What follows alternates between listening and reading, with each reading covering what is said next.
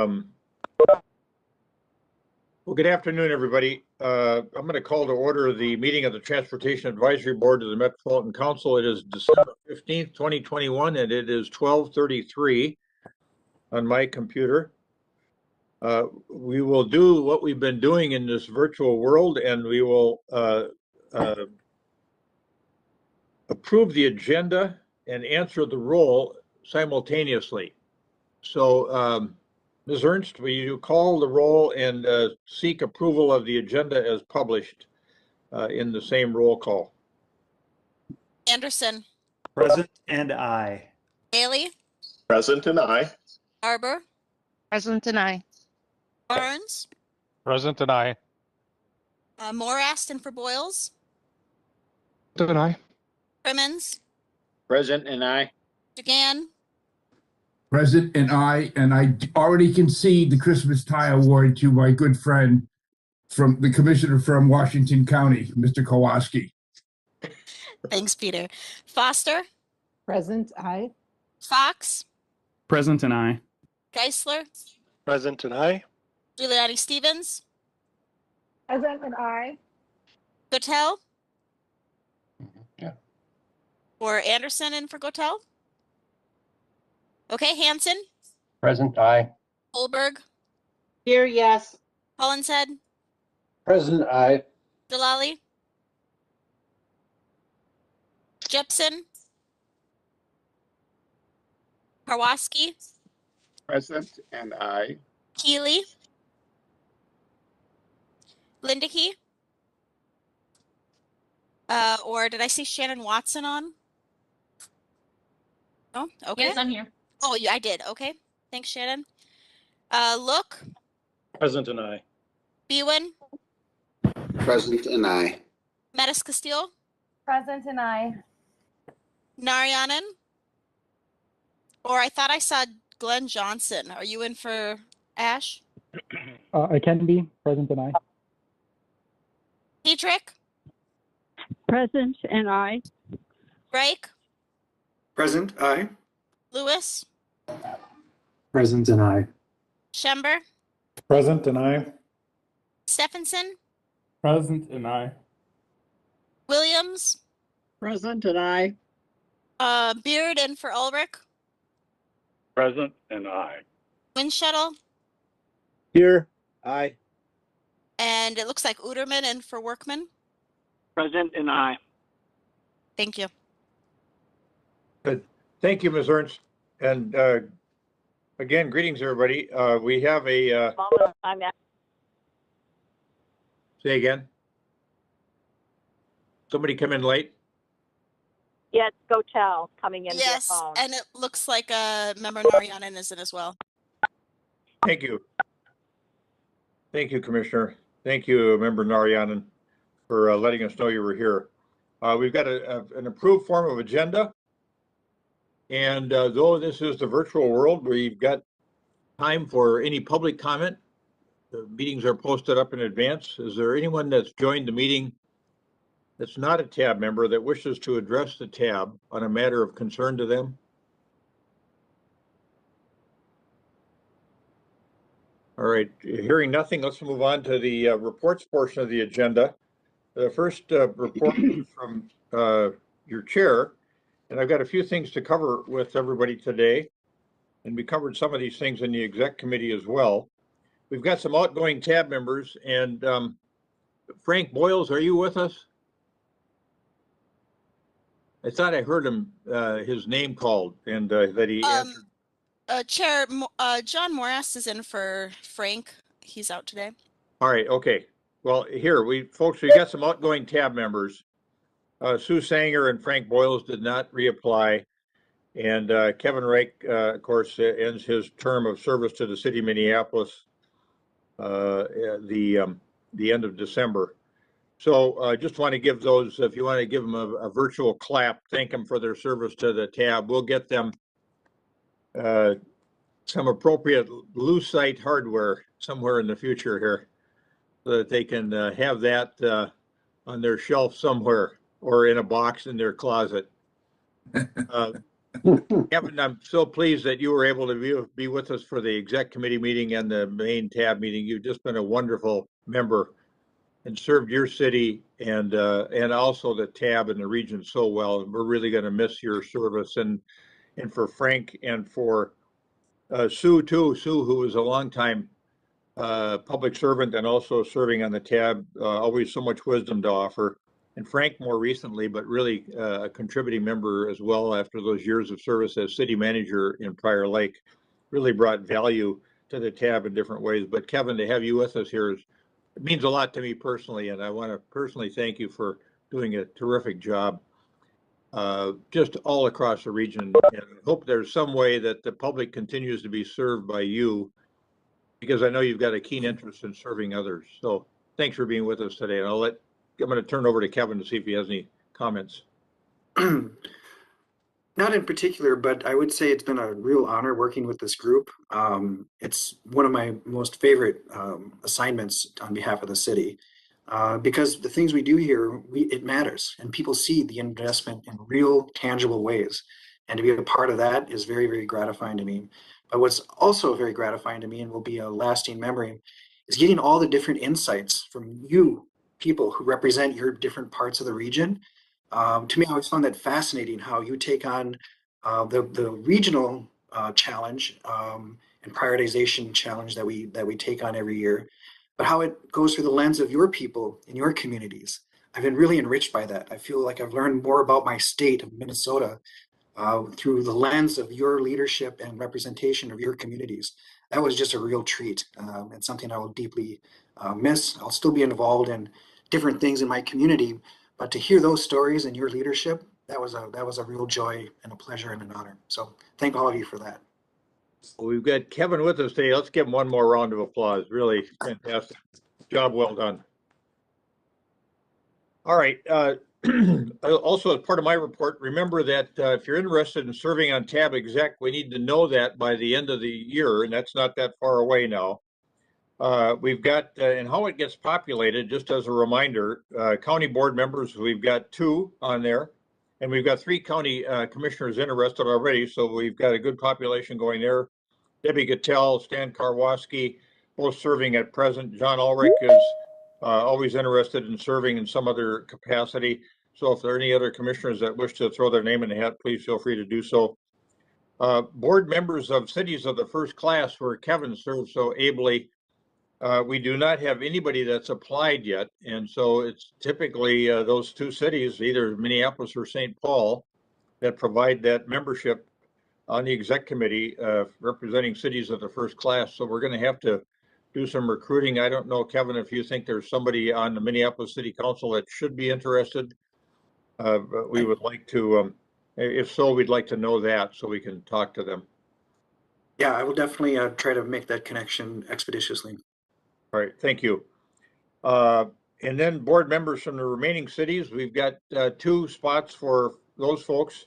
Mayor Winschittel indicated his continuing interest, and I'm not sure about Mayor Stephenson, but we've still got some room there for people to apply. And then members representing the citizen board members, that's a 1 slot position, and members Geisler and Dugan have indicated their interest in continuing to serve in those, or serving in those capacities. Chris Geisler continuing to serve, and Peter, always one of the world's great volunteers from a regional standpoint. And then we still need, I think Matt Hollins has been representing modal and the broad modal interests, and I think he'll be reapplying, but we need applications for a member representing the modes and the remaining agency board members, which is a 1-person slot. And then the agencies populate themselves with respect to who's involved in the tab by statute. And that's, of course, MnDOT, MPCA, the MAC, and the Met Council. So keep that in mind, folks. So if you're interested, get something to us by the end of the year. Oh, and Deb just put a note in there that John Morast, his service ends the end of the year too. So let's give him a round of applause and thanks. Thanks, John.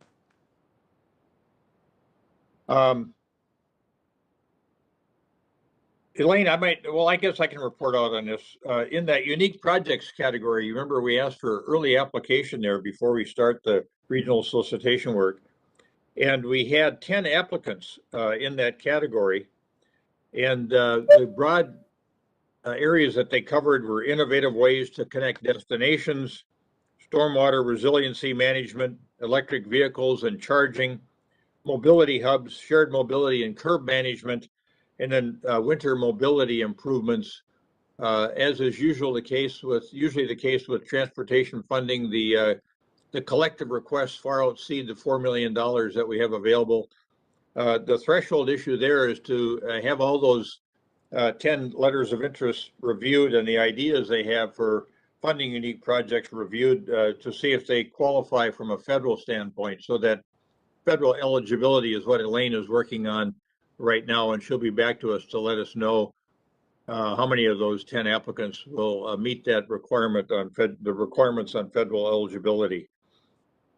And then this is something that I think we may have time to talk about a little bit at the end of the meeting, because we'll have I believe a shorter meeting today, but tab topics of interest for next year. And I'm going to have Elaine send you, we got a list of about 20 at the tab exec committee that we look at from time to time.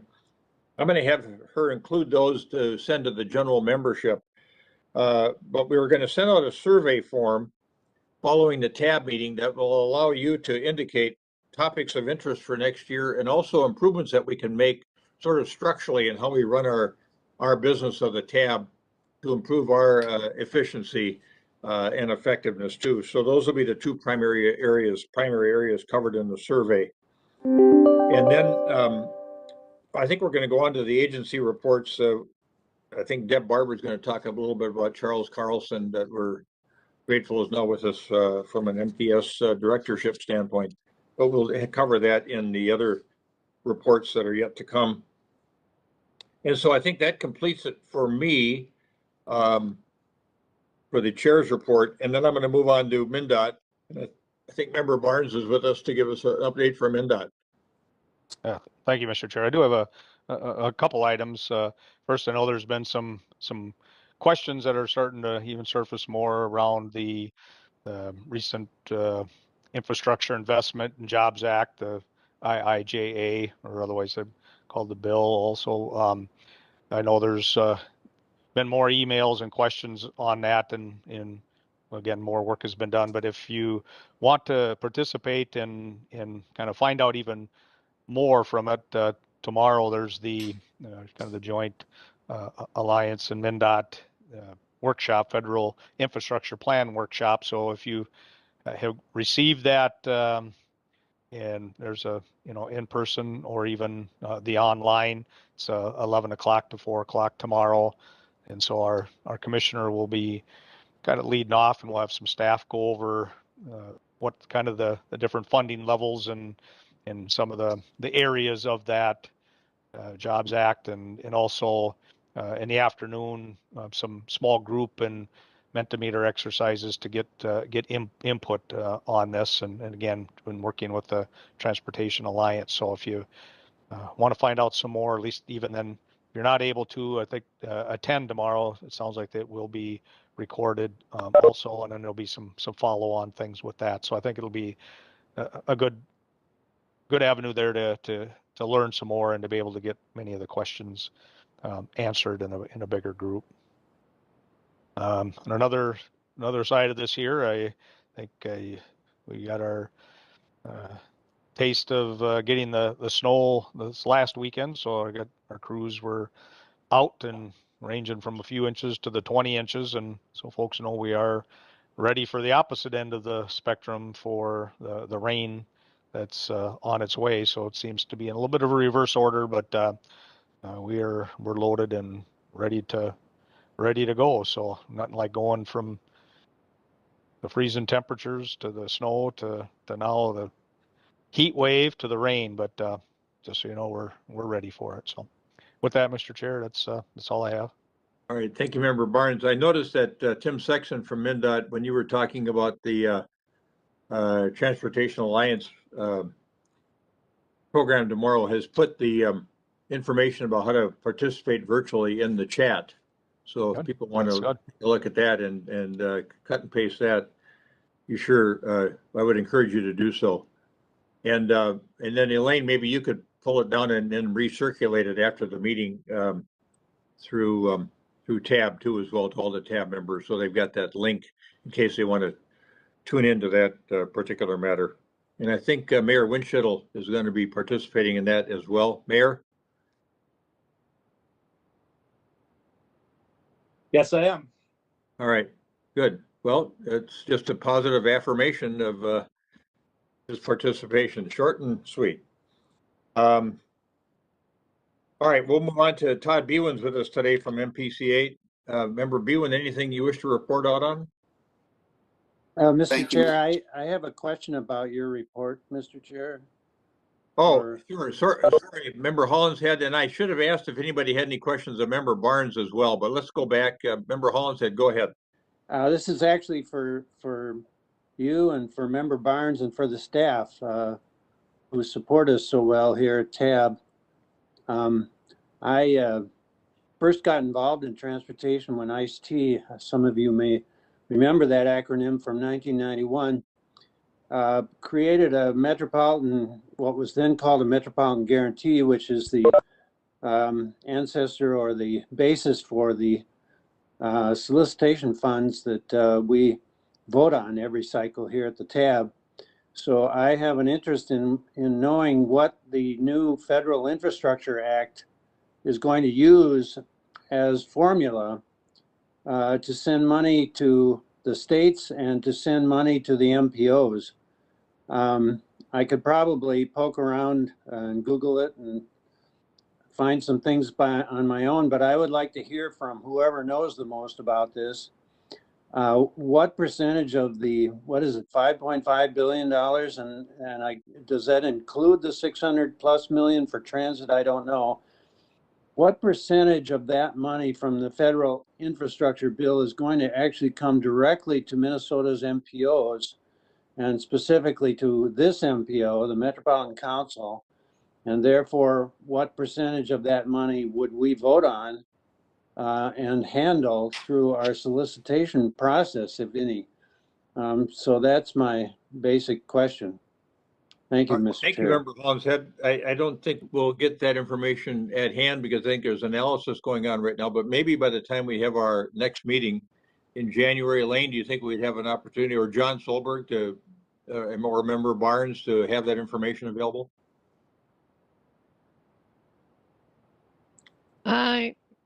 We can check. I think right now, finding out what after the session tomorrow, we might get more information there. And then I guess we'll be working with MnDOT to get more information as it comes through.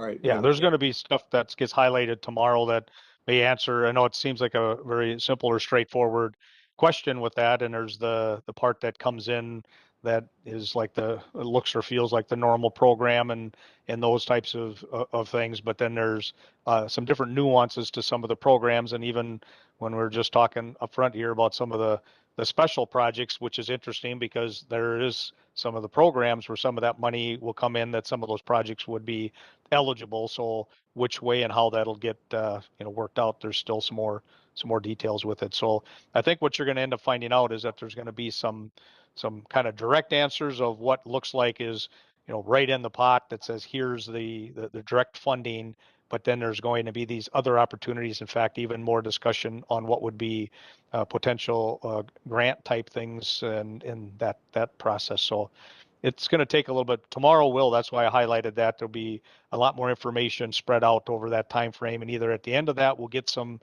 better information with that's already been shared there, and or there'll be some other handouts that evolve, and whether it's part of an agenda here or even more information that goes out in more of a question and answer format too will be there. So I wish I had a quick answer for it, but it's there definitely is people working through it, because some of these, what feels like too, like it's a bigger increase people get excited about. Well, there was already some gaps that were there in different areas. So this filled the gaps in some places, but then increased it in others. And so that's why tomorrow they'll highlight, and then we'll try to get out some information over time there. And then just a couple quick other things. For those of us who are not members of the Minnesota Transportation Alliance, I assume that there is access to tomorrow's event through a MnDOT invitation. Is that correct, Mike? Yeah, you could sign up for it. I mean, there's a online version. I think it's only $25 or something like that. And then afterwards, there's going to be a recorded event to it and that, so you don't have to specifically be a member. So. Okay, and then finally, in the exec, my question was about the first topic, proportion MPO money, and the figure 15 million came, I think, from John Solberg. So I that seems a small amount proportionate for the MPO. So I'm hoping that I will, we can see tomorrow, put that into context. So thank you, Mr. Chair. Appreciate it. Thank you, Member Hollinshead. And then Member Geisler, did you have an add-on comment? Yeah, just a quick question for Elaine with respect to the survey that's going out. Is that going to go out to the wide tab, including alternates as well as members, or just members? I'll send it to all. Excellent. Thank you. Yep. Good point. Thank you, Member Geisler. All right. I know when I talked to the commissioner, it was either late last week or first part of this week, she talked about that analysis that had been done in the past where we were 18 billion short of having our infrastructure system in the position it should be in. And this 5 billion still leaves a $13 billion hole. I think that was just sort of general information that she provided and doesn't specifically answer Member Hollinshead's question, which is a good one. And that is, what are we eventually going to have to work with here at the tab in terms of additional funding over and above what we would normally have to work with? So, all right, thanks for those questions. That cause anything, Member Hollinshead? Anything further you want to add there? Nope, that's it for now. Thank you so much. Okay. All right, thank you. And then Member Bewin. Yeah, thank you, Mr. Chair. It's good to be here today representing MPCA, but I don't have anything specific in the way of a report out for today. Anyone have any questions or anything? Or Sure, let's ask if anybody has anything on their mind MPCA related. All right. Looks like you're getting a holiday bonus, no questions. Holiday pass. All right, let's move on to Carl Crimmins and Member Crimmins and the Metropolitan Airport Commission report update. Thank you, Mr. Chair. First off, I just wanted to touch on, as you said, the airport, we're still doing vaccinations and booster shots. Terminal 1 is after security. Terminal 2 is pre-security. And then you go into the parking ramps, follow the signs, and you can get, there's several different tests. There's one in the blue ramp, one in the gold ramp, and I think there's one more, and I'm not sure exactly what color it is. But air traffic is picking up. I flew out of there on Sunday. It was a 35-minute wait to get through security in the north checkpoint. The line was quite long. So just remind everybody to make sure you get to the airport early. And I went through and I used that pre-approved parking, and it worked pretty smooth. I just showed the icon to the machine, let me right in, and you're guaranteed a parking spot if you do that. So just recommend that to everybody. So talk a little bit more about that. Is that an app you put on your phone? I think Member Anderson has used it in the past too. Yes, if you go to pre-approved parking, and then you can do it on your phone, or you can get a hard copy if you want to print out an app off your printer, and you can carry that with you and just hold that barcode up to the screen on the machine, and it will let you in and let you out, you know.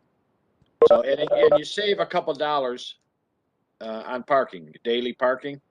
So you save a little money, plus you get a guaranteed spot. So it's not a bad deal. And when you're exiting the parking lot, they have a single lane just for pre-approved parking. So you get out earlier also. You're not in the line. Okay, good. So you just go to the MAC website and then go to pre-approved parking as a drop down and then go from there? Yeah, if you go to MSPA, all uppercase, MSPA airport parking, it'll take you right to the site, and then you can manipulate it from there. Sunday, we had the Teamsters Local 320 they authorized a strike vote because labor negotiations are ongoing right now at the MAC. Just so everybody doesn't freak out, they're going to go to mediation on December 28th. They're still negotiating in good faith, but they cannot strike until January 20th legally. So the strike wouldn't happen until after the holidays. And naturally, the Teamsters are the ones that clear the snow off the runways. So I don't think it would be a good thing if they go all out on strike. So I'm thinking staff is the same way, and they're negotiating that, and they're still talking and everything else. So again, usually a strike authorization is part of the negotiation process. It's just letting the employer know that they're willing to walk if they have to. So I just wanted to bring that up. The airline travel is up about to 80% of 2019 levels. It's continuing to improve. It's slower because with this variant, it slowed down a little bit. But it's like I said, Sunday it was quite busy. I was really surprised when I got off the elevator and the line was past the elevators from the checkpoint. So if you can, go TSA pre-check or go with that eyeball, the clear. You miss a lot of people. I must have walked past 150 people because I have TSA pre-check. So if you're going to go, either go early or get something else to help you out. And then, Mr. Chair, I would defer. I don't know if you want Bridget to talk right now about the capital improvement program. If so, I would defer anything else to Bridget. All right, let's do that. Let's hold that until it comes up on the agenda as our singular action item. All right, any questions for Member Crimmins on airport operations? All right, very good. On to the Metropolitan Council, Member Barber. Thank you, Mr. Chair. I do have a few things today. As you mentioned in your report, the first one is we want to welcome Charles Carlson, who is the new director of MTS. He comes to us from Metro Transit, where he had been director of the Bus Rapid Transit program. So he's a familiar face to many of you, but he is taking on a new role. But it's also a welcome back to his roots. He actually started at MTS as an intern many years ago. So it's nice to have him here. So I want to give him a big welcome. I do also want to give a big thank you to Amy Benowitz to ably helping us through our interim time period here. Obviously, she does a lot of work with TAB and with this group here, and certainly couldn't have made it through all of this transition without her. So I'll turn it to Charles quick, see if he wants to do a quick introduction or say hi. I'm putting him on the spot, so. Sure. Just thank you, Councilmember Barber, Mr. Chair, and members. Really happy to officially be in the position now here on day 3, and look forward again to working with all of you in the years ahead. Thanks. Very good. I've got a couple more things, if I may. Go ahead. Thank you, Mr. Chair. The second one I have is the Orange Line. So as I hope many of you are aware, the Orange Line opened on December 4th. The Orange Line runs from Burnsville to downtown Minneapolis. The event was fantastic. There were opening events both in Minneapolis at Lake Street Station and at Burnsville at the heart of the city. Really excited to have this new addition to our transit system. I think it's going to really show us really how highway bus rapid transit will be a great benefit for our programs as well. The next one I have is the travel behavior inventory. So this is something we talk about quite a bit at TAB. So I just wanted to give kind of a quick report where we are. So we're getting really good responses. So far, we've gotten over 6,500 household responses and are well on track to receive or to exceed our sample target of 7,500 complete households. That survey continues to go through the end of February. So if anybody has received the survey, please turn it in. We want to get as much feedback as we can, because it really informs our work here at TAB and as we're looking at different transit and transportation projects. And then wanted to also let you know that the transit onboard survey will follow after this and will be launched in Q1 of 2022. Now we have a couple of other big things that have happened over the last week. So we have the Metro Purple line, which is a bus rapid transit line that will operate between St. Paul and White Bear Lake, has received approval to enter the project development phase of the FTA's New Starts program. The project leadership will now transition from Ramsey County to Met Council. As currently planned, the Purple line will serve 21 stations, mostly following Robert Street and Phelan Boulevard from downtown St. Paul. Right now, in early 2023, federal approval will be sought to move into engineering, allowing the design work to be complete. And we're hoping to be able to open the line in 2026. I have one more, so because it has been a busy week at council. So the Metro Blue Line Extension Program released the draft route modification report, which describes the overall project process, public input received, and the technical evaluation that will inform the recommendation of a community-supported route in 2022. I would encourage everybody to go to the Blue Line. It's bluelineext.org, so you can look at the information that was released. For that, we are seeking public comment through January 25th, 2022, and then after that, we will move to ultimately release the final route modification report in March 2022. So that was a lot, but like I said, it's been a busy month. Did that prompt any questions or comments relative to Chair Barber's report, or Member Barber's report? Good. Thank you, everybody. And thanks to all of our agencies for their reports today. I'm going to turn now to John Solberg, who is the TAC chair, and have him couple his report with an explanation on the 3 consent agenda items, which are all streamlined and available to be dealt with on the consent agenda. And so, Chair Solberg. Thank you, Mr. Chair. Yeah, so for TAC report, again, TAC heard all the items and has heard all the items at various points that are in front of you today. I will go over just briefly those consent items so everybody has a little bit better understanding potentially on those items as you look at the consent agenda.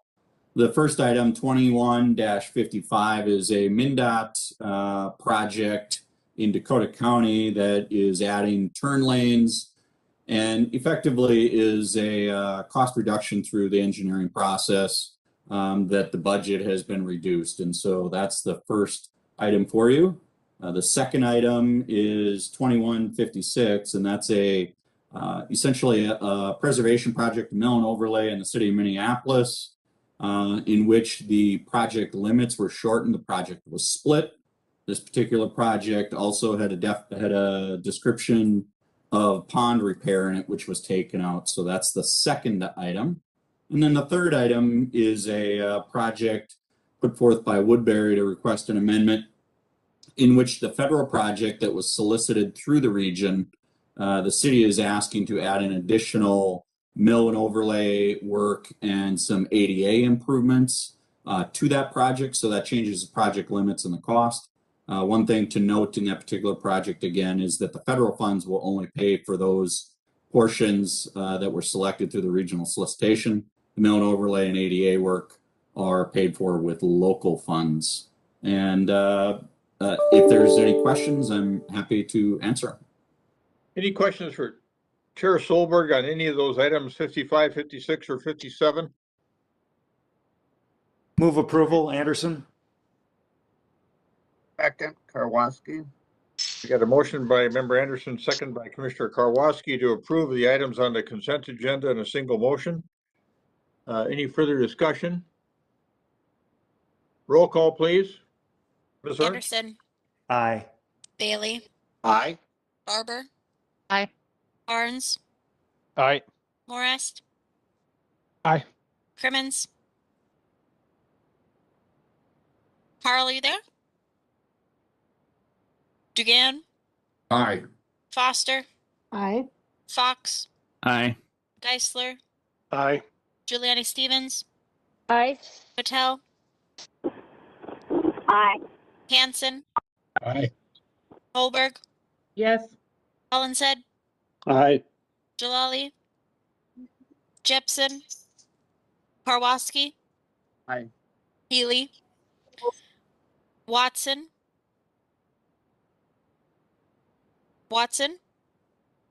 Look. Yes. Sorry, couldn't Aye. find the unmute No. button. I got you. Thank you. And I got you too, Matt. Bwin, Aye. Mattis Castillo, Aye. Narayanan, Aye. Dietrich, Aye. Reich, Aye. Sanger, Lewis, Aye. Schember, Aye. Stephenson, Aye.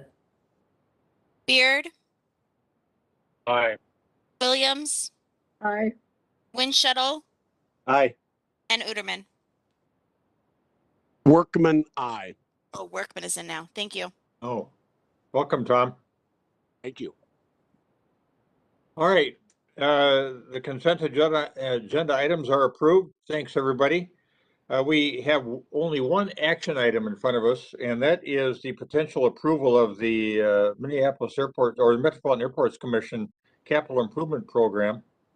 And John Solberg will handle that matter as well. And then we've got Bridget Reef, and here, I guess Carl will defer to her. We've got staff here from the MAC to be able to deal with any questions that tab members may have. So turn it back to Chair Solberg.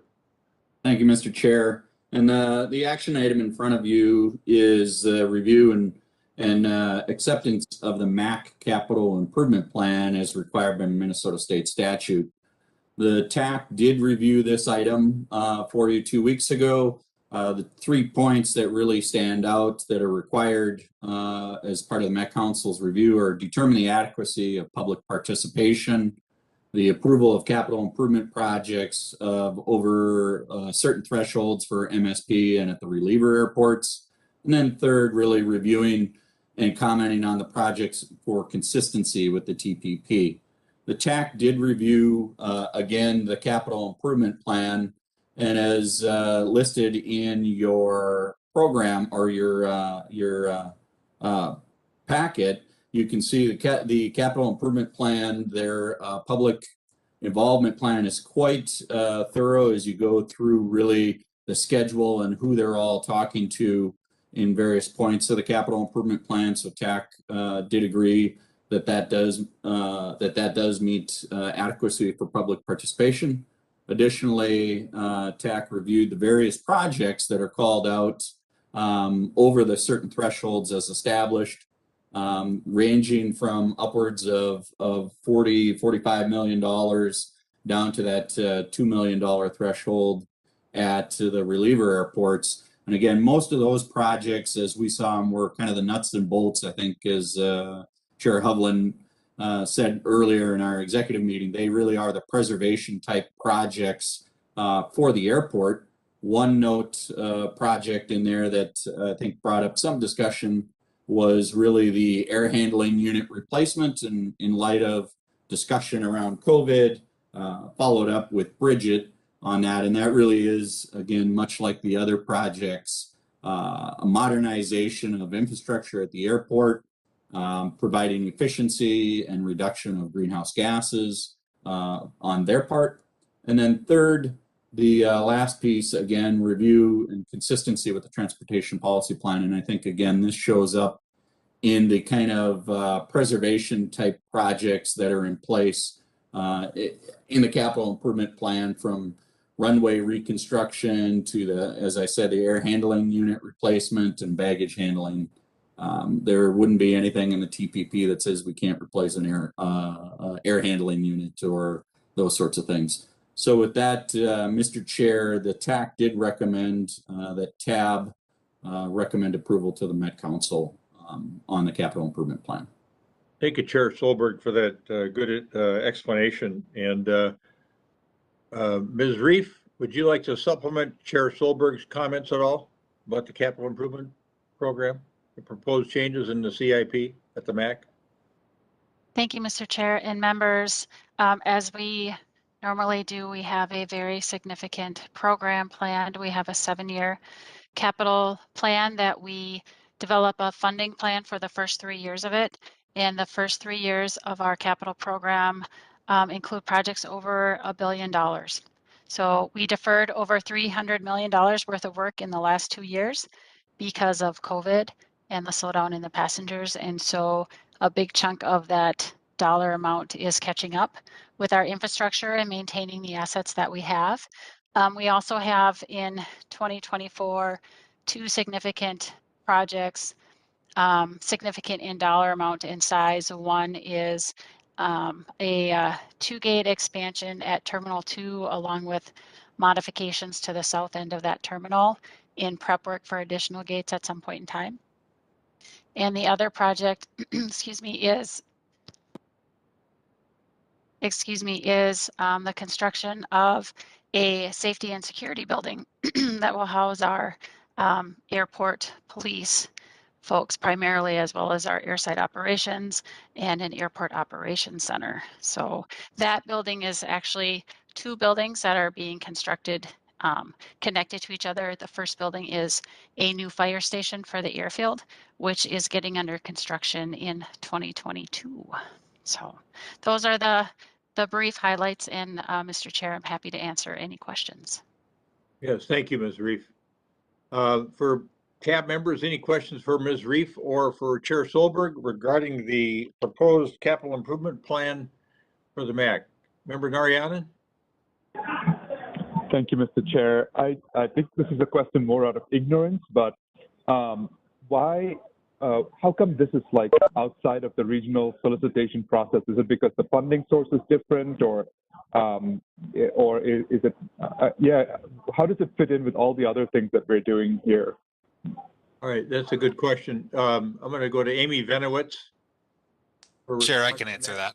This is Russ Owen, staff member in MTS. Thanks, Russ, for being with us today. I didn't notice you were with us, so thank you. Yep. Chair and tab members, I think you hit the head right on the money. This is the funding that the MAC receives for MSP is primarily federal funding through the FAA and through their local funds, and then also the CIP review process is it's in the state statute and state statute that other I don't believe the regional solicitation is in that part of the statute. So we review the Met Council reviews this primarily due to the state statute reasons, and then the funding reasons are come from a different bucket. Yeah, thank you, Mr. Owen. And then I think member or Commissioner Karwoski, did you have your hand up? Yes. Thank you, Mr. Chair. I always enjoy the airport updates, the MAC updates. Thank you. Regarding the infrastructure bill that was passed, I know there's a lot of significant money targeted towards airports. It'd be really interesting if are you anticipating money, and can you at least describe anything you have planned in basic detail if that's true that you're getting money? Thank you, Commissioner. Ms. Reef? Thank you, Mr. Chair and members. So yes, we are anticipating to receive money from the $25 billion that's been allocated for airports. For the first 2 years, we are specifically being allocated around $35 million, and that amount is based off of our passenger enplanement numbers from 2019. As we get into 2024 and 2025, so it's a 5-year allocation, those amounts of allocation will differ depending on our enplanements for 2022 and 2023. So it'll vary a little bit depending on how many people we have flying in and out of the airport. Funds beyond that are we will submit projects for competition. We will have to compete for other funds that are available, but they have money specific to terminal projects, money specific to air traffic control tower projects, and some of those kind of things. So we're really just getting into the strategy discussions about which pots of that money fit best with the projects that we have. Thank you for the update. I guess we should all fly and encourage others to do so. Absolutely. There you go. Thank you. Thanks for that update. All right. Is there a motion to approve action item 2021-54, which would make a recommendation from the tab to the council to approve the MAC capital improvement program? Don't move one shuttle. Seconded, Bailey. We got Mayor Windshuttle moves, Mayor Bailey seconds the approval of the capital improvements program for the MAC, embodied in action item 2021-54. Any further discussion? Mr. Chair? Yes, Member DeGan? Yes, thank you. I've been flying recently and just want to congratulate and pay the highest compliments to Ms. Reef on running a heck of an airport. And of course, to Mr. Crimmins, Member Crimmins. Thank you, Bridget. Nice job. Although I must say, one of the last times I flew was the Sunday when power was out until 6 a.m. Yeah, that was, yeah. I've never run so fast for a plane in my life. Thank you. Thank you, Member Dugan. All right, any further comments or questions? Roll call, please, Ms. Burns. Anderson, Aye. Bailey, Aye. Barber, Aye. Barnes, Aye. Morast. Morast, Aye. Crimmins. Can you hear me? Yep, I got you, John. Thanks. Crimmins. Mhm. Dugan, Aye. Foster, Aye. Fox, Aye. Geisler, Aye. Giuliani Stevens, Aye. Goodell, Aye. Hanson, Aye. Holberg, Hollinshead, Aye. Jalali, Jepson, Karwoski, Stan. Aye. Thank you. Keely, Watson, Yes. Look, Commissioner Look. Can you hear me? Aye. oh, gotcha. Thanks. Bwin, Aye. Metis Castillo, Aye. Narayanan, Aye. Petrick, Aye. Reich, Aye. Lewis, Aye. Schember, Aye. Stephenson, Aye. Williams. Oh, sorry, Beard. Yeah, I got you, Janet. Thanks. Aye. Sorry, I skipped over Michael. Thank you. Windshuttle Aye. and Workman. Aye. Thank you, everyone. We've got an approved action item here in 2021-54, which passes, and we will make that recommendation to the council that they approve the MAC Capital Improvements Program. Ms. Reef, thanks for being with us today and the update. Appreciate it. It's a wonderful, wonderful facility that we have in our metropolitan area, and we're really grateful for it. Everybody in the state of Minnesota, I think, is grateful for all the good work that gets done out there, as Member Dugan said. So have a nice holiday. Thank you. Thank you, Mr. Chair. All right, we're going to move on to information items now. And I was on a call here just a few days ago with Tim Sexton from MnDOT. He is their coordinator on the sustainability and public health side at MnDOT, and Tim's going to make a presentation today about the work of the Sustainable Transportation Advisory Council. There may be an emphasis, Member Narayanan is on that advisory council and has some responsibilities relative to vehicle miles traveled and their strategies around potential reduction of VMT. And we may hear from him as well. But I'm going to turn it over now to Tim Sexton.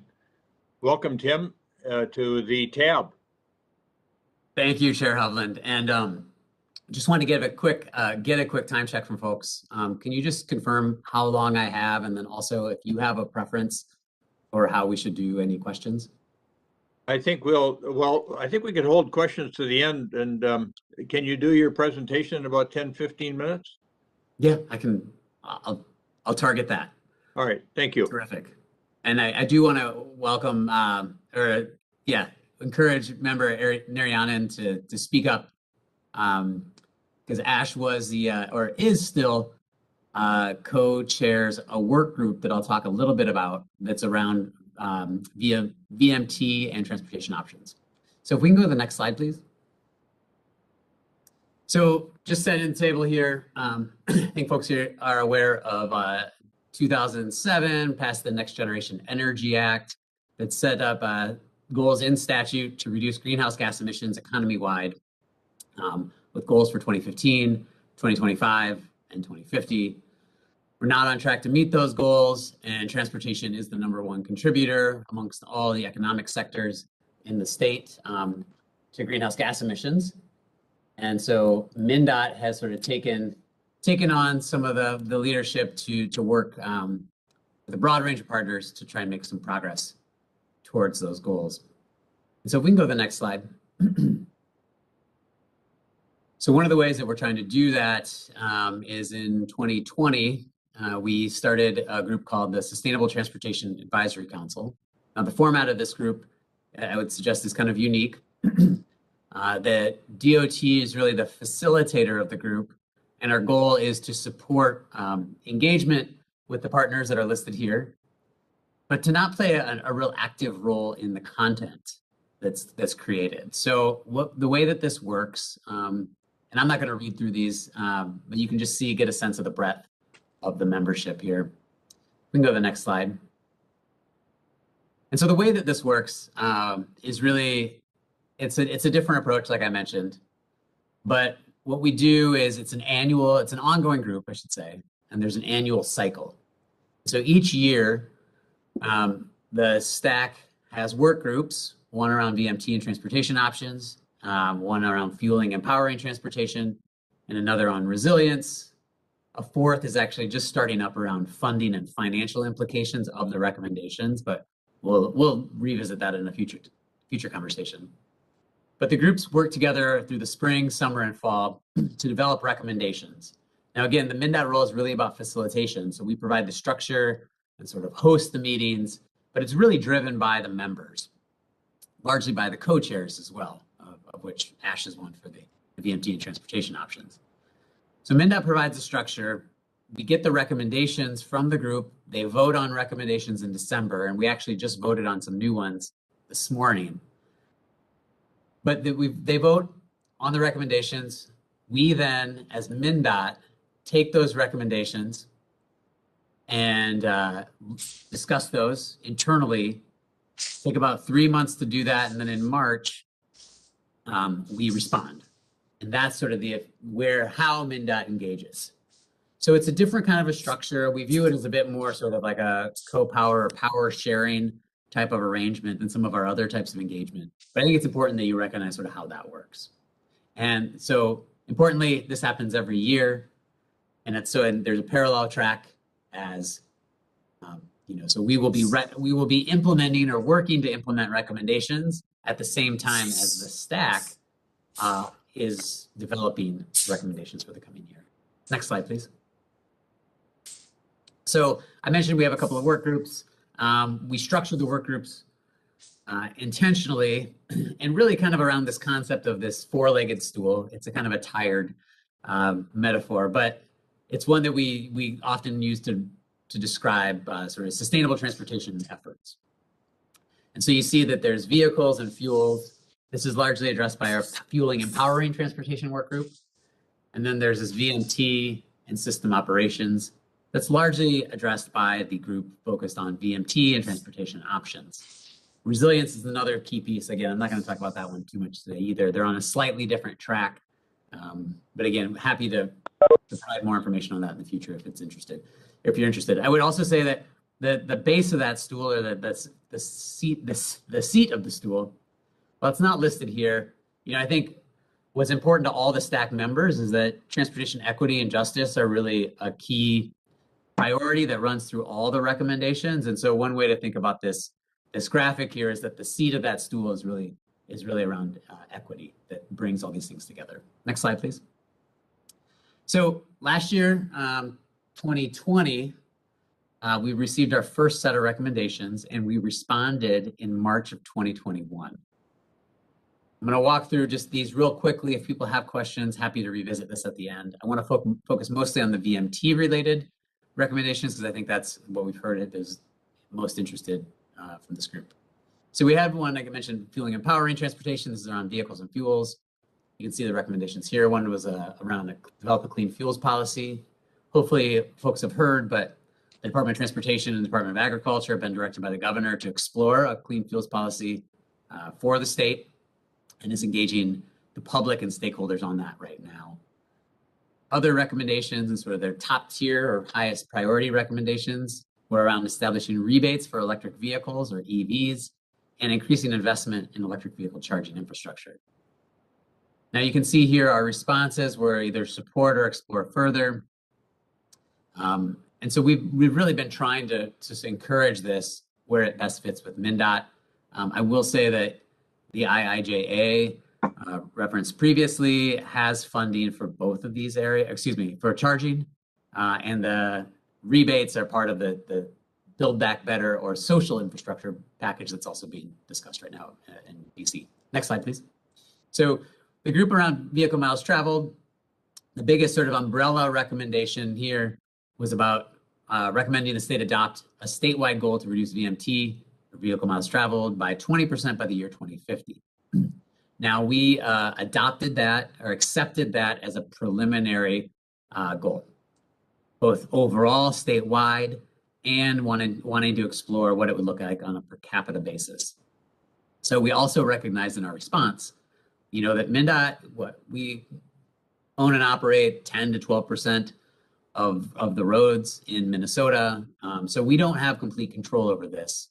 So we recognize that engagement with local governments, with the public, with other stakeholders is really important. And so we're kind of combining that engagement. We did some individual engagement with folks in the summer, and then tried to work this into engagement around the statewide multimodal transportation plan that I know is next on the agenda as part of that outreach and engagement effort. I'll talk a little bit more about where we are on this in a moment.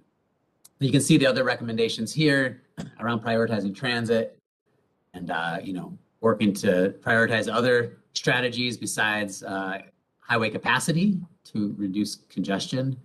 We really are viewing this as sort of like an implementation piece that's connected to that goal setting effort. But you can see we're doing some other stuff too on that one. But we can go to the next slide. So again, what we heard coming into this is that this VMT goal is really, there's a lot of interest in learning more about this, what it looks like, what it could be. So that's really the focus of today. And I want to let people know kind of where we are. And I mentioned the engagement that's happening. The last thing on this slide is that we're really hoping and planning that the release of the final goal will be accompanied by actual implementation strategies, right? We want to make sure that if we're putting out a goal that we also are helping inform at least MnDOT folks about what that means in our plans and on our projects. So making sure that implementation accompanies the goal. And we're really sort of trying to correlate the release of that guidance with the release of the SMTP. Next slide, please. Just a reminder that let folks know that other states and local governments in Minnesota have similar goals. You can see here nationally, but maybe more importantly is locally, Eden Prairie, Hennepin County, City of Minneapolis, and cities of St. Paul also have goals that align with, or in some cases are more ambitious than the 20% recommended by the stack. Next slide, please. So here's kind of our timeline for, like I mentioned before, kind of developing this, sort of finalizing the goal and then developing some accompanying implementation guidance and tools. So we've been working this year to sort of get some groups in place internally, are still working to identify strategies and tools. We're making some really good progress internally and have just broadened that a little bit to include some key folks at the Met Council.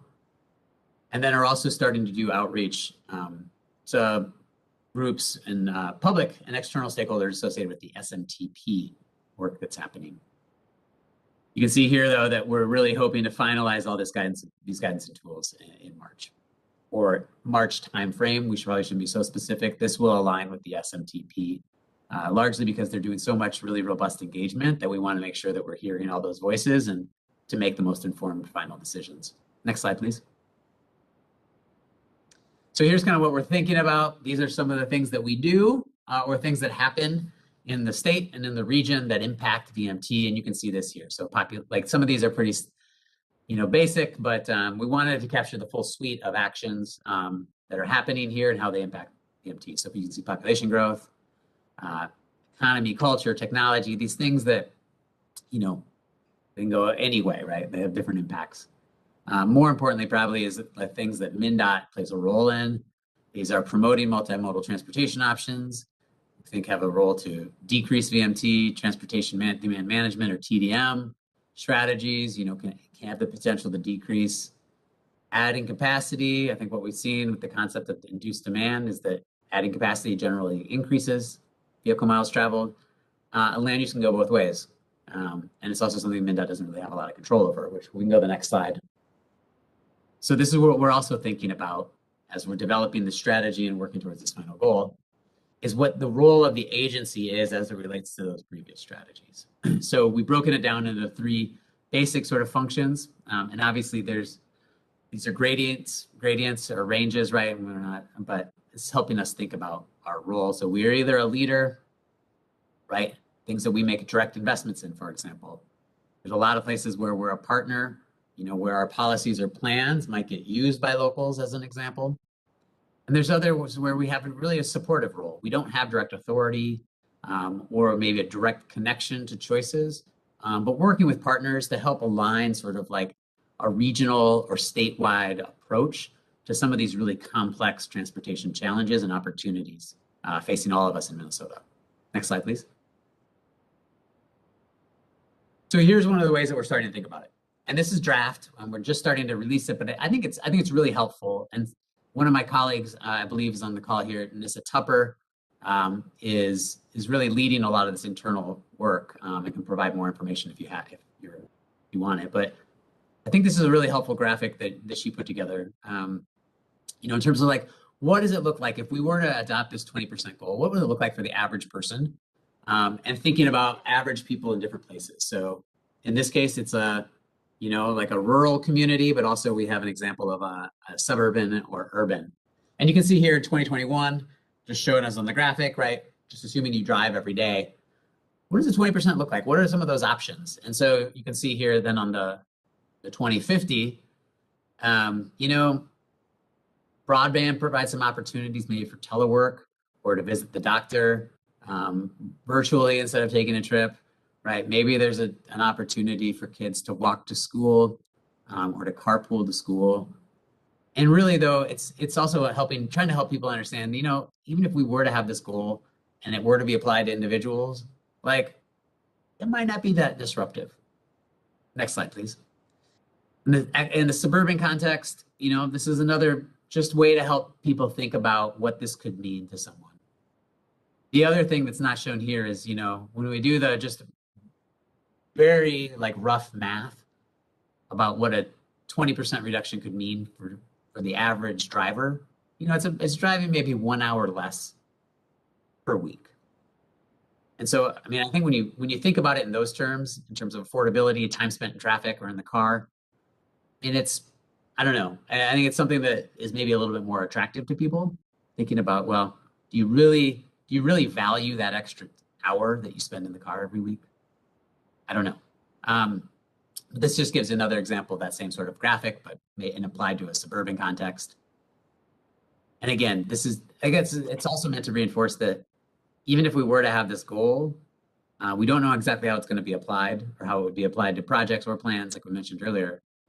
But it doesn't mean that people couldn't go to their cabin, right? It doesn't mean that they can't drive their kids to school. I think the goal is like, how do we provide options that make it safe, convenient, reliable, and affordable for people to get around, regardless of whether or not they have money to buy a car or they don't want to drive a car, right? Or they want that exercise or that sort of like mental space that you get from walking, biking, taking transit, et cetera. Next slide, please. And here's just the final one, is just the kind of the urban context, right? And I think the key here, and this is my last real slide, is that, there's a lot more opportunities in urban areas to take transit, right? To bike or walk to the services that you want or need, or to recreate, right? So there's a thought that with more opportunity, it's probably more realistic that folks in urban areas are more likely to do non-single occupancy vehicle trips. And I think we can go to the next slide, at the 2 slides now. Yep. And that's it for me. So happy to take any questions, or Ash, if you have any suggestions or anything you want to add, definitely welcome that too. Yeah, I think that's good. Greg, thanks for taking down the PowerPoint presentation. And Tim, thanks again for being with us today. And Member Narayanan, is there anything you want to do in the way of supplementation of the presentation and talk a little bit about the work of your subgroup on the VMT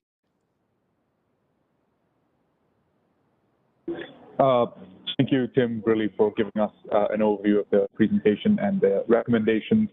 I just wanted to, emphasize one point, which is when folks hear VMT reduction, it shouldn't mean at all that we're reducing travel or reducing access to places.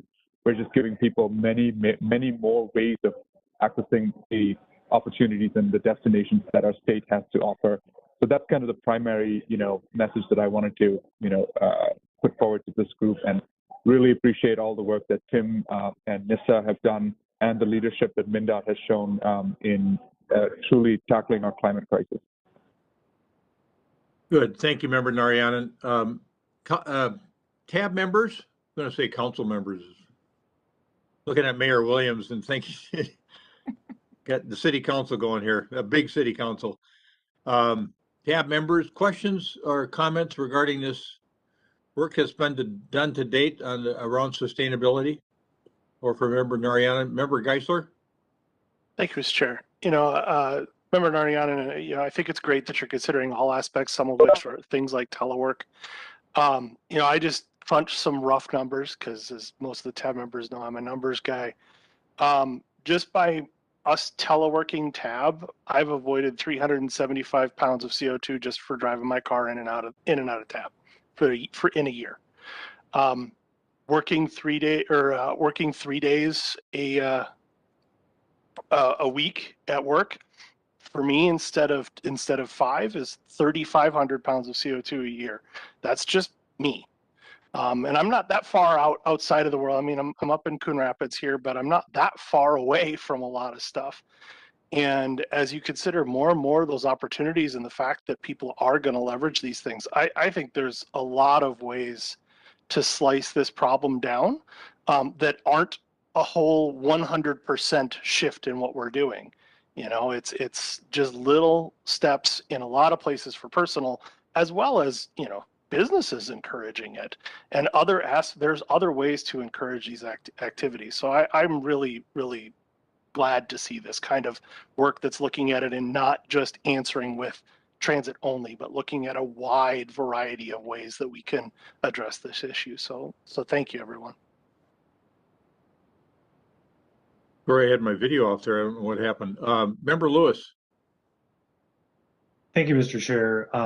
Really enjoyed the presentation. And the question I had was, what is the working group or MnDOT doing in terms of sharing out some of these findings and outreach? In specific, the rural example I thought was really compelling, but I wondered, what is the group doing in terms of sharing that type of message, sharing that type of investment or change in approach to some types of communities in particular?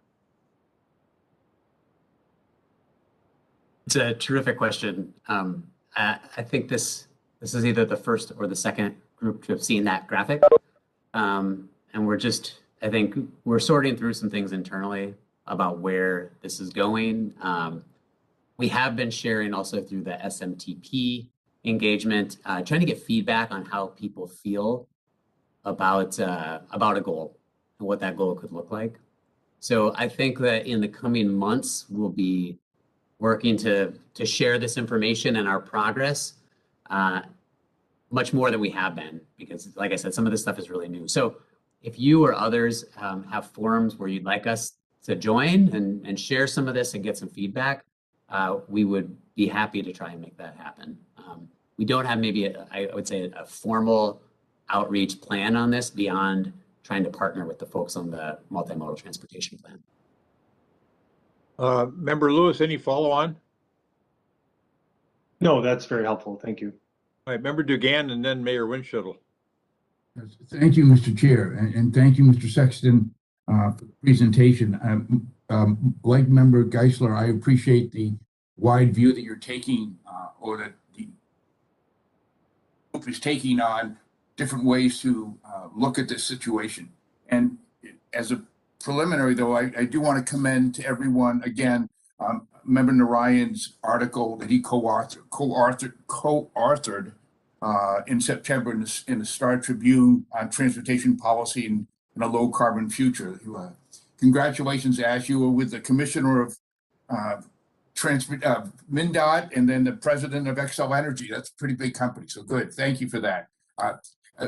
Tim, I did have some questions though. You know, CAVs, connected and autonomous vehicles, which MnDOT, I remember I have it in my notes presentation around July 2019, will actually probably increase vehicles on the road because of the ability for them to platoon and be so close together. So that's one thought.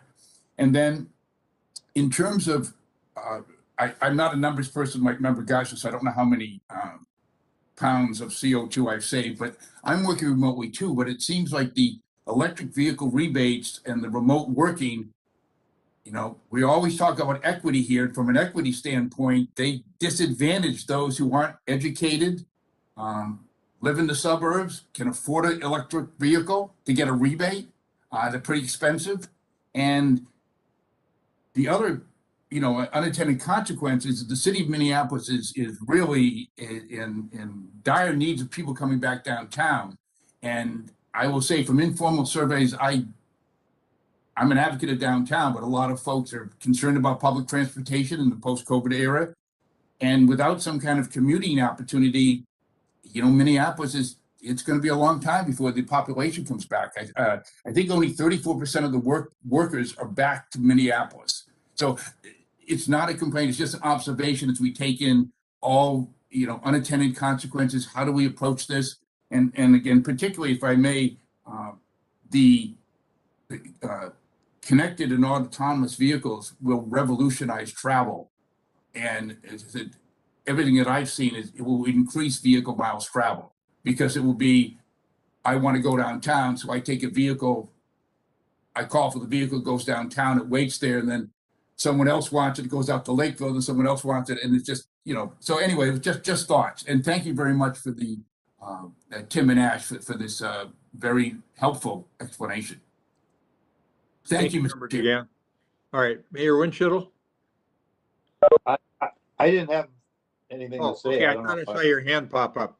Oh, sorry. nope. All right, other questions, comments?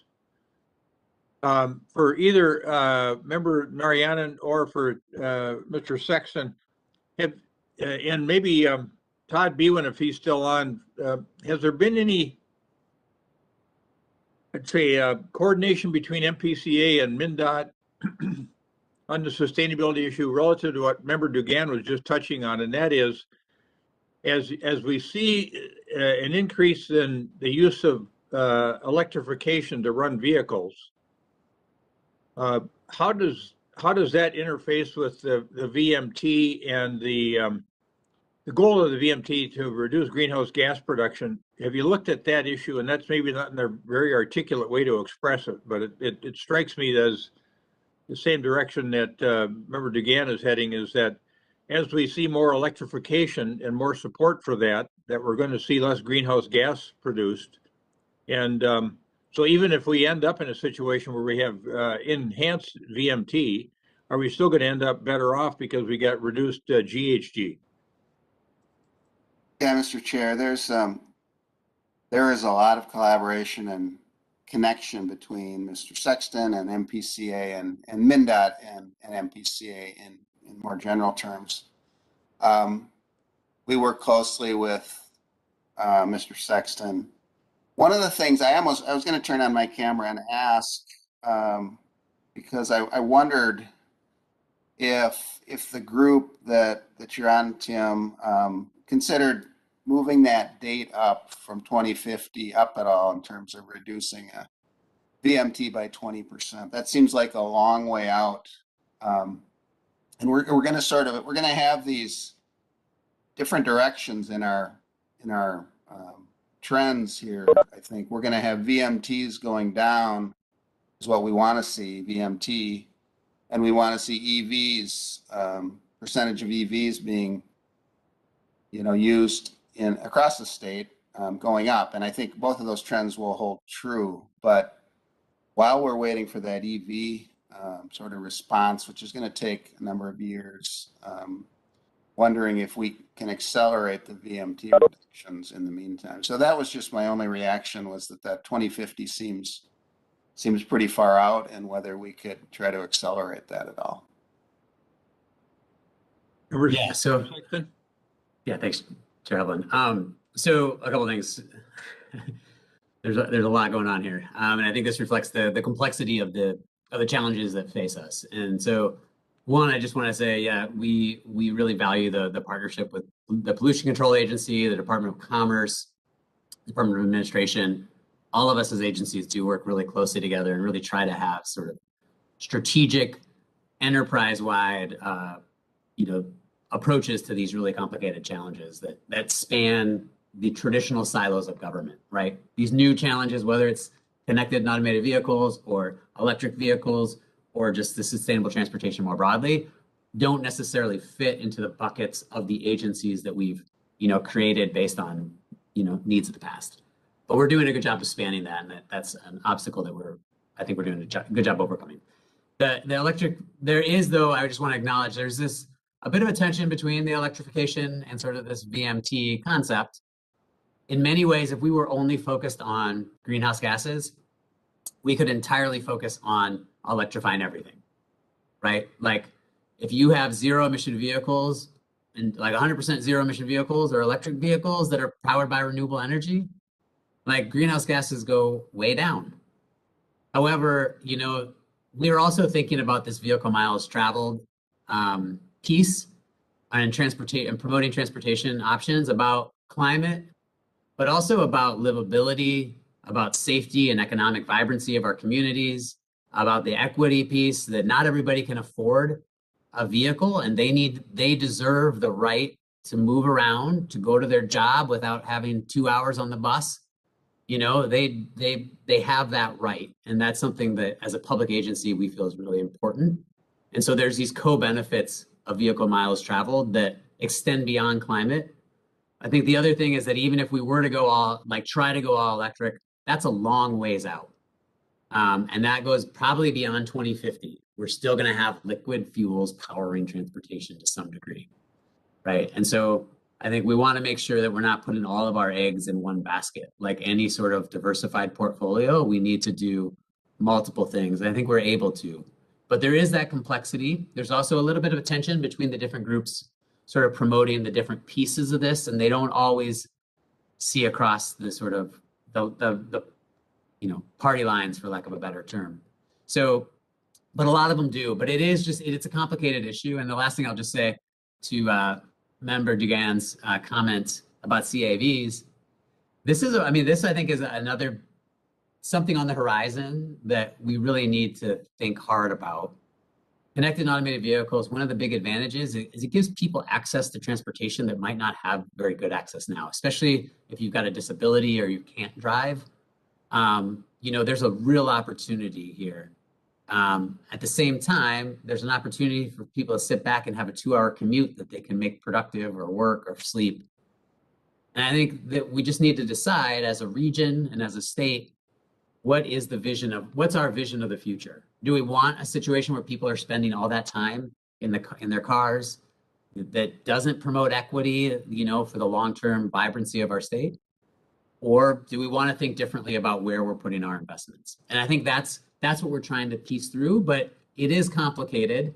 We sure as heck don't have all the answers. And that's why we're grateful for working with folks from the stack like Ash and others. But also I think it highlights the need to work more with local governments.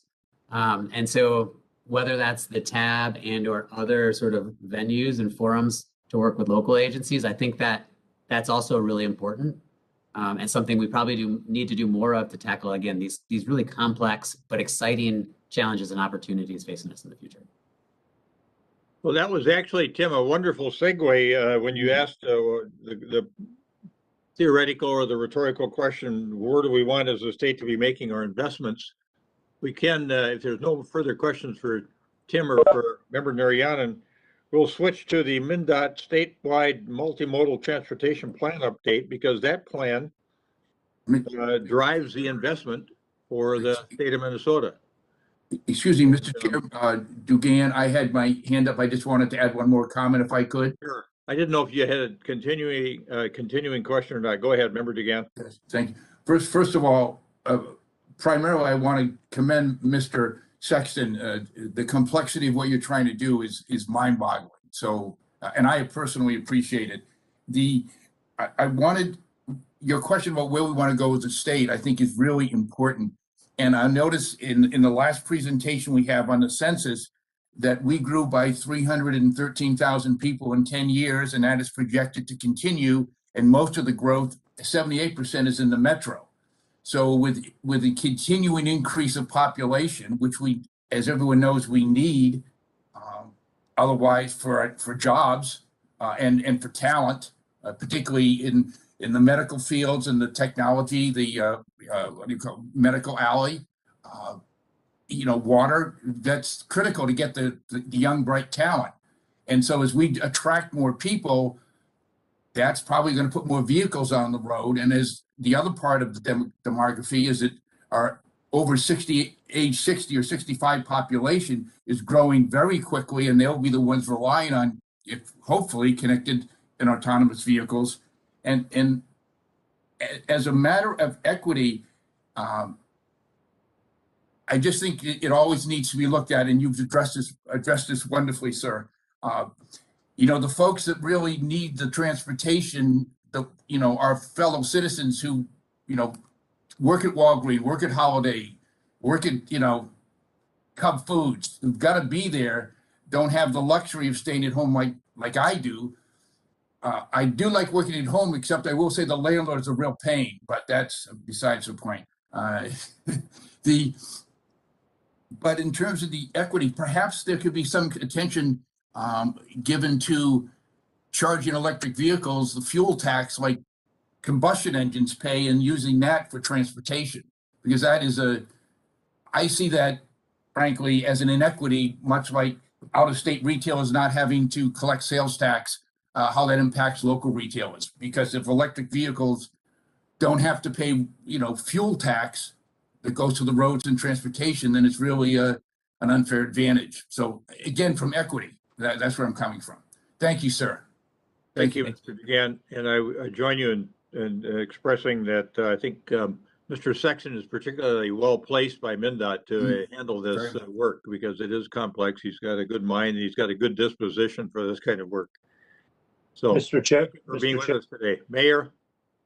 Yeah, I've sat and listened to this conversation, and I think we sometimes forget about now, and I'm referring to where I'm located in comparison to where many here are located, that public transportation is not really available, and we still have to look at trips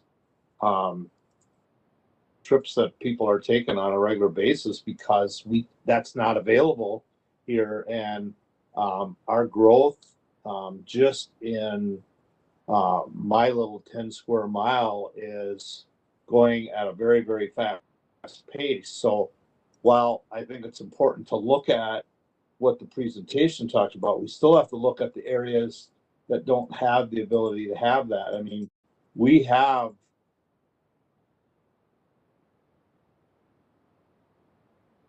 Nope. Mayor, you froze up.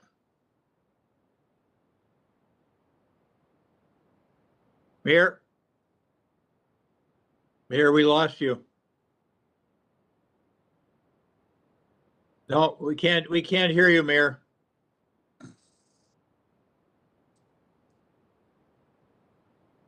All right, we'll get him back here, but in the meantime, I think let's he can hold that thought and share it with us at the end. Let's switch over.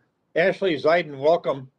Another great employee at MnDOT, here to tell us about the MnDOT statewide multimodal transportation plan, giving us an update on that. As I mentioned earlier, this is the plan that drives investment for the state, and you're going to hear from Ashley that there's a couple of new areas that they're looking at. One is related to climate, and then equity, and I think healthy and vibrant communities. We're going to hear about a lot of different things, and those are a couple of new areas for her. So, Ms. Zeiden, welcome, and we look forward to your presentation. Thank you, Mr. Chair and members of the board. It's so nice to see you all. Thanks for inviting me here to the Transportation Advisory Board. I am excited to share with you all the work that we've done. If we'll go to the next slide. So, Mr. Chair, I'll keep it brief. I have less than 10 minutes, but I do want to visit about the draft policy hierarchy just to help you all visualize how all the puzzle pieces come together when we speak on behalf of policy. And then we'll dive into some of those objective areas that Mr. Chair touched on. We have a total of 6 objectives that I would like to visit with you all briefly about today. And then we'll conclude with an engagement and outreach summary and some of our next steps. So next slide, please. Some of you have seen this graphic before, but I always think it's a really helpful grounding slide to figure out where the statewide multimodal transportation plan lies. So I'm going to use the acronym SMTP. It will save us all a lot of time and keep me to my 10-minute window. But you can see up on top that we have the Minnesota Go 50-year vision, and that's really big and broad. And the overall question that that vision plan is answering is, what are we trying to achieve? So the vision plan is that Minnesota has a multimodal transportation system that maximizes the health of people, the health of the environment, and health of the economy. And then one level down, we have our statewide multimodal transportation plan. And that is the plan that I'm helping to oversee, and I'm the project manager for SMTP. So the answer here is, what are we going, or how are we going to achieve it? And one element I want you to remember from my presentation today, if you take nothing from me, is that the statewide multimodal transportation plan is for all modes of transportation and all transportation partners across the state of Minnesota. So it's not just a MnDOT plan. All of us have a role in contributing to advancing this plan. And then the SMTP integrates policy into our modal and system plans that you can see on the bottom of the graphic. So that's from our PED plan, bike plan, state highway investment plan, freight, all the way over to ports and waterways. Next slide, please. All right, let's jump into our policy hierarchy, how we build policy. Next slide. So similar to a lot of the work that you all are involved in, there's a hierarchy or a framework on how we build this content. So we're proposing 6 objectives, and those are really big picture, overarching statements, very futuristic, broad in nature. And those are supported by performance measures. And Tim's presentation gave you all a good preview of some of the really intense conversations that we're having. One level down, we have strategies. So those are more tactical in nature. We often connect to strategies much faster than we would objectives. And those provide the overall direction and general steps forward. We can feel ourselves stepping towards the finish line. One level down further towards the ground is we're proposing actions. Now that's a new component to the 2022 plan. We heard from our partners across the state that said, look, we need a little bit more guidance on how to implement these strategies. So actions help to solve how we're going to implement. And those have a really broad timeline, could be 1 to 20 years. So the SMTP is a 20-year plan horizon. So some of the actions could be a relatively simple lift. It could take 3 years to implement. Some could take 5, 7, 10, 15, 20. You all have great experience on the implementation side of some of our long-range plans, and you know how some of that work goes. And then a unique element that differentiates the SMTP from other long-range plans that some of you might be working on or have your hands in is we have this item called a work plan item. And those are MnDOT specific action items. Those are commitments that MnDOT had said, we will own this work. And we have about a 5-year time horizon on that. But there's this really nice marriage between actions and work plan that will move work forward together. So next slide. So just as a reminder, our strategies answer our what, and I'll touch on some of the general themes of our strategies later. And actions we're proposing new to 2022. They weren't at all present in the 2017 plan. So next slide, please. So here's our list of 6 objectives that we're proposing for the 2022 plan. Climate action is a brand new objective that was not present in 17. So we're proposing a new action. We have critical connections, which is coming along with us from the 17 plan. We have healthy, equitable communities, which is an amended objective. We had healthy communities in 17, and we're proposing healthy, equitable communities. You certainly can't have healthy communities without infusing an equitable lens, and you most certainly cannot have equitable communities without also focusing on health. So we've married those two practice areas. We also have open decision-making, system stewardship, and transportation safety, which are coming along with us from 17. So total of 6. Next slide, please. We're just on the brink of finalizing some of this draft content. We have a big committee meeting tomorrow where we'll actually be talking about the climate action objective. And once we finish this committee meeting, integrate some comments, we'll be in a wonderful position to share this content with you all. And I can work alongside staff to make sure the content is shared to the various boards and integrated into packets. But the climate action objective really focuses on building and creating a sustainable and resilient transportation system through utilizing tech, but also adapting and adaptation to help address our changing climate. So there are a total of 4 strategies for this section, and they really center on mitigation and adaptation, reducing greenhouse gas emissions, and protecting people from a changing climate. So this is where the greenhouse gas emissions conversations will start. But like we all are realizing, some of these really important topics don't have clean lines or clean bounds that they live in. They're overarching and integral into other objectives. Next slide, please. Critical connections. This objective really focuses on the foundation is improving those connections for prosperity and quality of life. We have a total of 6 strategies for this objective, and they're built on providing equitable access to destinations,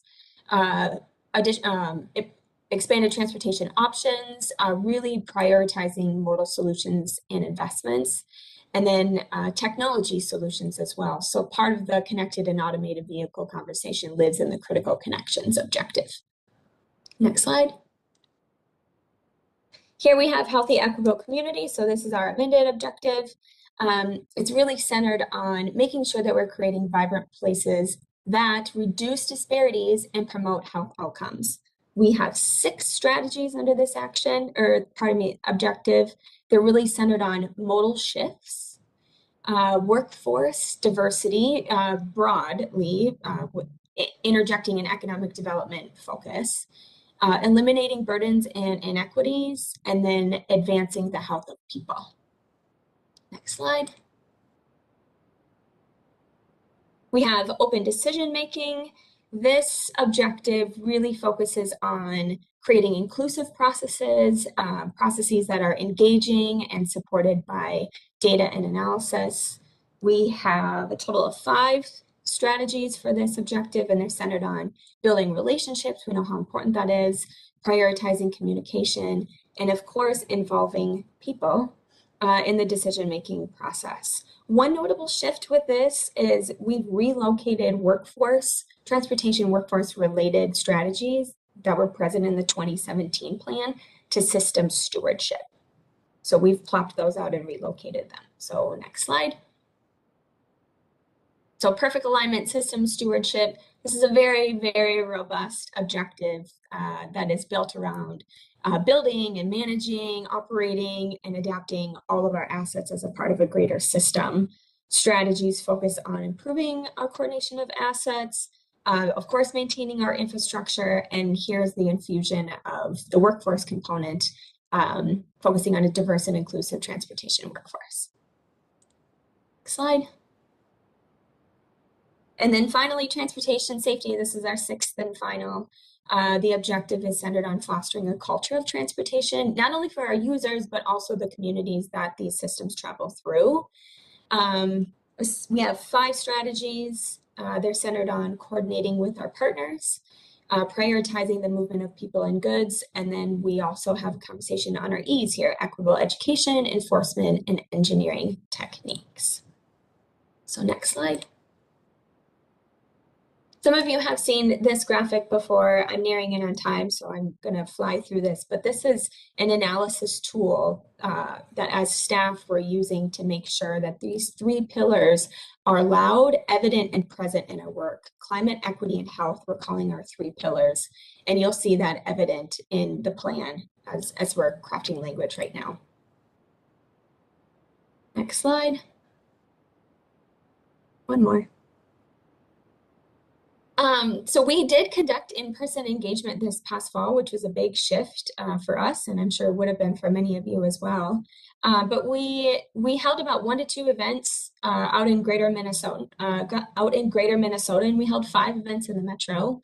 Of course, we were targeting outdoor community events, making sure everyone felt comfortable engaging with us. But we heard from upwards of 300 people. It was really great to connect and just be in community again. We recently also held a policy panel and stakeholder forum. Some of you were present in those stakeholder forums. We heard over 600 people from the survey, and we welcomed over 120 people for our stakeholder forums. So we're continuing to get input, and it's been really great. Next slide. And that's all I have, Mr. Chair. I'll touch just briefly on timeline. We're right on the brink of sharing content for you all. We have that really important committee meeting just tomorrow. And we're looking to send draft content out. Policy framework will come first in January to internal partners, and then the draft plan will be available for internal partner and coordination in January. We're looking to post for draft plan review in the springtime, March, April, and adoption in July. All right, thank you, Ms. Zidon. That was a very excellent presentation. I'm thinking about your timing, projected adoption of the plan in July. And I think for all of us on the tab, we really appreciated your presentation, but we also realized that with respect to the metro or the region that we're responsible for, the TPP drives our work, but we need to have it consistent with your plan. And so to the extent that you can make your PowerPoint today available to Elaine so it could be circulated out to all the tab members, even though you don't have it in final form yet, I think it would really bring value to the work that we're about to embark upon in the regional solicitation as well, because we want to make sure that there's consistency and continuity in these 2 plans that affect the overall state and then the particular metropolitan region that we're responsible for. Thank you. Other questions or comments for Ms. Zidon on this presentation? All right, well, thanks for being with us today, and have a great holiday season. Let's move on now to our last presentation in the information portion of the agenda, and that's the 2020 census. Todd Graham from our Metropolitan Council Community Development Office has this brief presentation for us. Mr. Graham, welcome. Thank you, Chair Hovland. I'm Todd Graham. I am a demographer and forecaster with Met Council's research office. I'm bringing you an informational presentation, lessons from the 2020 census. In 2020, all of you should have received multiple mailings asking us to complete a secure questionnaire, answer 10 questions about yourselves, your households. So fast forward to now, Census Bureau has published the first local data, and in this presentation, we're going to get into it. Stay on this slide for a minute, just stay here. Jumping in, the United States conducts a census, the counting of people every 10 years. There are about 10 questions on age, sex, race, national origins. Do you own a home? How many people live with you? How are you all related to one another? And yeah, those are the questions that are asked. If the Census Bureau did not hear back from people, then by June of 2020, they sent out census takers to knock on doors and ask the questions in person. You are aware this work was disrupted by and delayed by the COVID pandemic.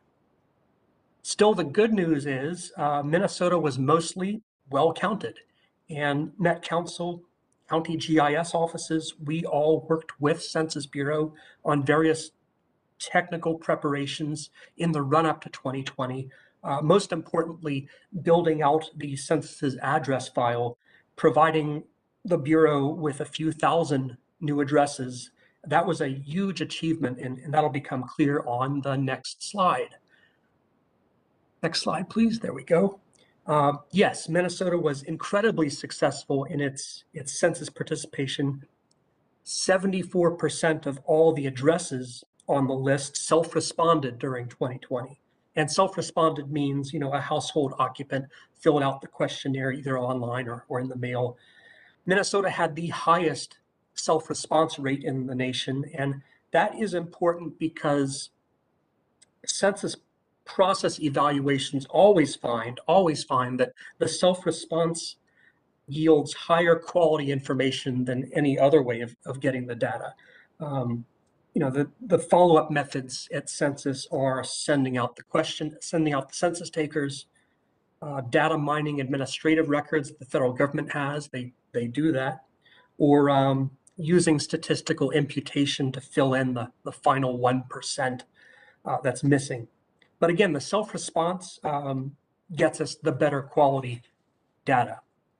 Now, on this slide, we get to the big mission accomplished moment. Census Bureau counted 5,706,494 Minnesota residents, and that was just enough, and I emphasize this, just enough to be awarded the 435th congressional district in the next Congress, the very last district in the nation. And that's all the more dramatic because it was like a come from behind win. I looked up 5 separate year 2020 projections that had been prepared before the census count, and every one of those projections, every one of those 5, all had an expectation of a little less than 5.7 million. So we beat the point spread.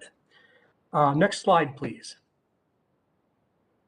So now let's get into the data. The first big release of local data was in August, what the Bureau calls the redistricting data file, and it includes what you see in the first column here: total housing units, total households, total population. Of course, the population totals are not all that Census collected. The next big release next year is going to build out the demographic details for us with specific age groups and family structure and how people living together are related to one another. That's in the next data release a year from now. That's all that the decennial census really covers. Other socioeconomic characteristics that people are interested in, income, commuting, are not asked by the decennial census, but they are asked in a sample-based survey that is always in the field, and Census Bureau surveys about 3 million households per year to estimate all these characteristics of income, disability, housing costs, and so on. Next slide, please. So let's talk numbers. I said that the state population has topped 5.7 million. Most of that is in our 7-county region. And more remarkable still, the metro is strongly attracting new residents, gaining population to an extent not seen in the balance of the state. The metro gained 313,000 people. The rest of Minnesota gained only about 100,000. Next slide, please. So same numbers, but now I'm giving you a time series. The metro's growth was remarkable compared to the rest of Minnesota, compared to other major metros in the upper Midwest, and also compared historically. We gained 313,000 people. Tab member Dugan commented on this earlier in the meeting, and most of the population gain, now I'm looking at that final column of the time series, most of that population gain, about 2/3, is what demographers call natural growth. More babies being born than people dying. Another 30% of our population growth is international migration from the rest of the world. Finally, there's about 5% of this 300,000 that is net domestic growth. Such a small amount of movement between the states sounds small, sounds unimpressive, but it's not. It's not though, because the domestic migration, how we exchange people with other states, is really a wild card. The number could be positive. It could also be negative. We could lose people in other states. We didn't in this past decade, though. There have been decades where Minnesota or the Twin Cities lost numbers of people moving out. The early 2000s, for example. I'll tell you briefly, that experience, gaining or losing through migration, is really highly correlated with economic fortunes. When the metro economy is expanding, we gain people moving here for the opportunities. And the decade ending 2020, counted in the 2020 census, was very much on par with what we saw in the 1980s and 90s. Next slide, please. Yep, here we go. So here's the growth viewed through a different lens. Local geography. Here's a map of the region from 10 miles above. We gained people in all of these communities that you see colored various shades of green. The greatest amount of growth on this slide is maybe the developing edge suburbs, but also, there was growth in the center of the region.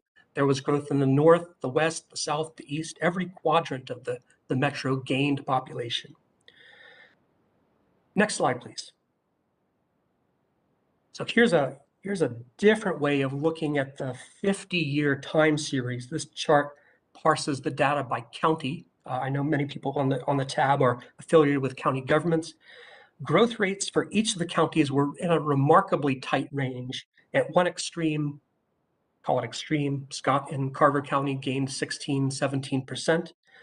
But keep in mind, those are the two least populated counties. All the remaining counties gained in the range of 9 to 12%. Again, a remarkably tight cluster of growth rates.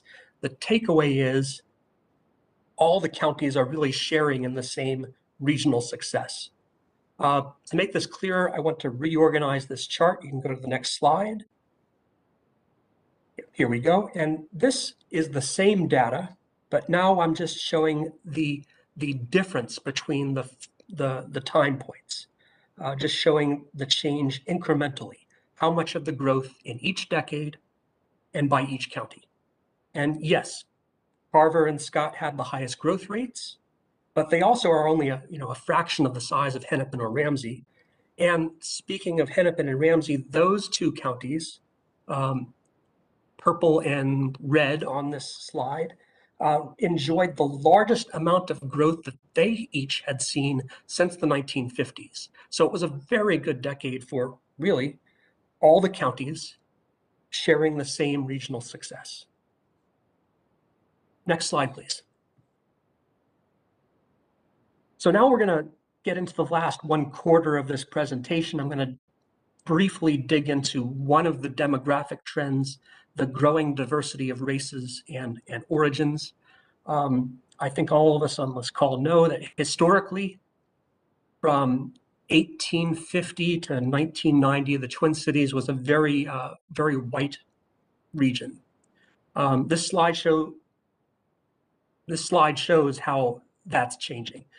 In the 1990s, the metro's growth was just in 1990, the metro's population was just 9% Black, Indigenous, and people of color. That's that first bar you see on the graph. And now in 2020, 2021, we're now over 30% Black, Indigenous, and people of color. So I alluded earlier to the main reason for this: migration into the region. People moving here look like the rest of the nation and sometimes the rest of the world. Next slide, please. Here's the geographic look at where the Black, Indigenous, and people of color share of the population is growing. the green areas on this map, and almost all of the map is green. Most, keep in mind, our BIPOC population is young or often otherwise new to the region. Most have not been living here for generations, multiple generations. So when newcomers arrive, they often move in first in Minneapolis or St. Paul or other urban center communities. That was the historical pattern.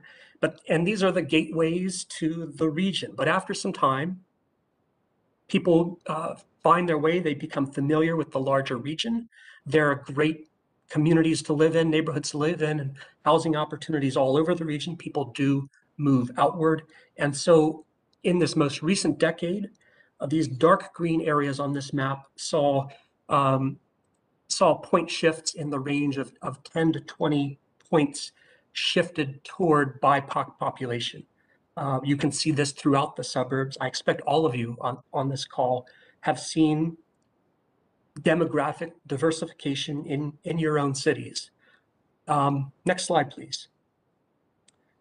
Just keeping it real though, keeping it in perspective, the metro region is still overwhelmingly white. Many neighborhoods that were formerly 95% white, maybe now they're 80 or 85% white. Still a largely white region. Okay. Next slide, please. Wrapping up, because I do want to leave the committee time to ask whatever it is you want to ask. All this data is now public and published, available to you, the governments you work with. At Met Council, we have loaded the August data file into our online database and website. The data is available through our community profiles portal. We have also prepared 2 interactive web maps or story maps that you can visit to explore neighborhood level results. These web maps emphasize the changes over the past 4 decades, the past 4 decennial censuses, excuse me. And finally, we've excerpted all the Minnesota data that we got from 2020 census, packaged it for GIS mapping use, and have republished it on the state's MnGO clearinghouse. Everything that I just mentioned is can be accessed through this web address, metrocouncil.org/2020 census. Stay on this slide for just one second. A final thing that I wanted to mention to tab members and local governments is we know the census counts are not perfect. There can be issues with miscounts. The Census Bureau does have a process, the very last operation of 2020 census, to consider and receive from local governments errata corrections and errata requests where there is evidence of processing errors that maybe led to miscounts. Now, the Census Bureau, I'll be very candid about it, is stingy about changing numbers, but they do have this count question resolution process.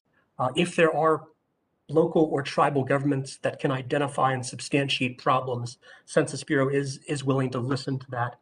And Met Council's research office, where I work, we are working to help local governments prepare for that exercise of doing some due diligence on the counts that came out. We're encouraging our colleagues in county GIS offices and city planning offices to at least wade in, evaluate the housing counts and group quarters counts, see if you spot any problems. If you do, give us a call. So that outreach to local governments will be happening this coming winter. Next slide, please. And I think that'll get us to the end. Yes. So thank you, board members and Chair Hovland. I'm available for questions. Thank you, Mr. Graham.